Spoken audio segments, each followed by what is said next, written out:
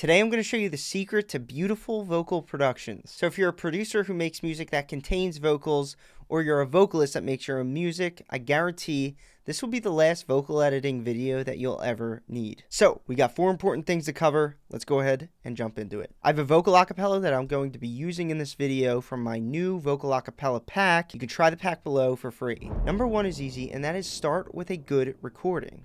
This is a bad recording. It was nighttime when I met you, your eyes locked on mine. Notice all the background noise and how it sounds like it was recorded through a potato. There's not a single production trick that you can use to revive a bad recording like that. So record in a quiet room with a decent condenser microphone, and you'll end up with something like this. It was nighttime when I met you, your eyes locked on mine. That is a good, clean recording. Step 2 is enhancing the raw recording, and we do this with a compressor and an EQ. Our ears don't like recordings that have too many loud and soft parts all throughout the recording. So we use compressors to compress the recording and smooth out all of those dynamics. If you don't know how to compress vocals, the easiest way to compress vocals would be to use a free plugin called OTT. What I like to do with OTT is just add a subtle amount.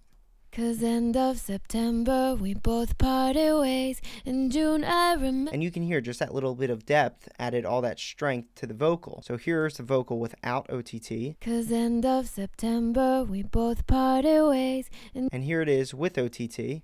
'Cause end of September we both parted ways. There's no plugin in the world that makes compression that easy. When you get better over time, you can practice using a bus compressor, which will give you more control over the compression. Now the second part of enhancing the vocal is to add an EQ. We can clean up the vocal by removing all of these low end frequencies here,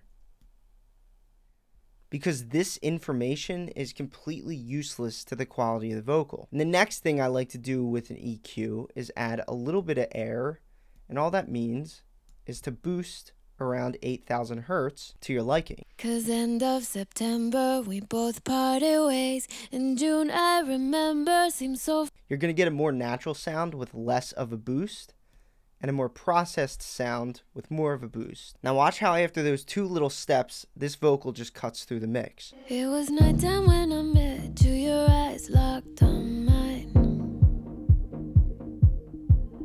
I've been meaning to forget you after all this time. Did you hear that vocal? That was beautiful. We're not even done yet. The next step to a beautiful vocal production is recording doubles and harmonies. Doubles and harmonies are a great way to add energy to the hook of the vocal. Okay, so here's the transition of my vocal from the pre-chorus to the hook, or the chorus. But now somehow we ended up face to face, and ooh, I want it all again. Feels like I've been waiting all my life, waiting the day. So when you're recording doubles, always record 2 of each double. This vocalist gave me 2 doubles an octave below the main vocal, and it sounds like this. Feels like I've been waiting all my life. And what you do when you get 2 recordings is you put one into the left ear and one into the right ear. And this makes the vocal wide.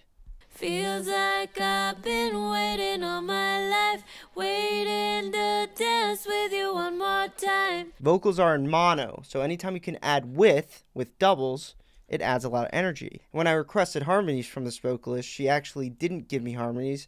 She just recorded doubles, but an octave up this time. And these doubles sound like this. Feels like I've been waiting all my life, waiting to... And I was a little upset, but then I took these doubles and I panned them to the left and the right. And then if we play it back with the music, we can hear the production come to life. But now somehow we ended up face to face, and ooh, I want it all again. Feels like I've been waiting all my life, waiting to dance with you one more time and do what we did. That's a vocal production. Here's another vocal from the pack, but she actually did harmonies and doubles the right way. We have 2 layers of harmonies that are panned, and then 2 layers of doubles that are panned. So we're going to go from the pre-chorus, where there are no layers, into the hook, where there's this beautiful production of vocals. And everything you've hid, I'm sure to find.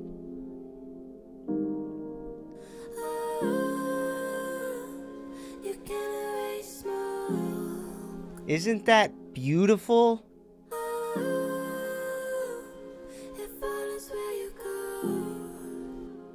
How can you not like that? That is beautiful. The final step is creating a space for the vocals. The best way to do this is to understand the energy of your song and try to match that energy. This song is an electronic song.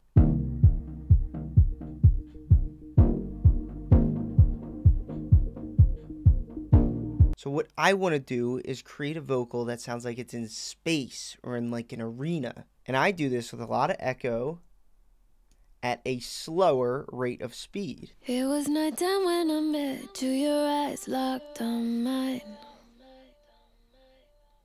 And then I'm going to add a reverb with a higher decay or time and lower amount of wet. It was nighttime when I met you, your eyes locked on mine. I've been meaning to forget you after all this time. This is different than if I made an acoustic style song with this vocal, in which case I would turn the echo off and use a shorter decay to imitate that live club sound. It was nighttime when I met you, your eyes locked on mine. I've been meaning to forget you after all this time.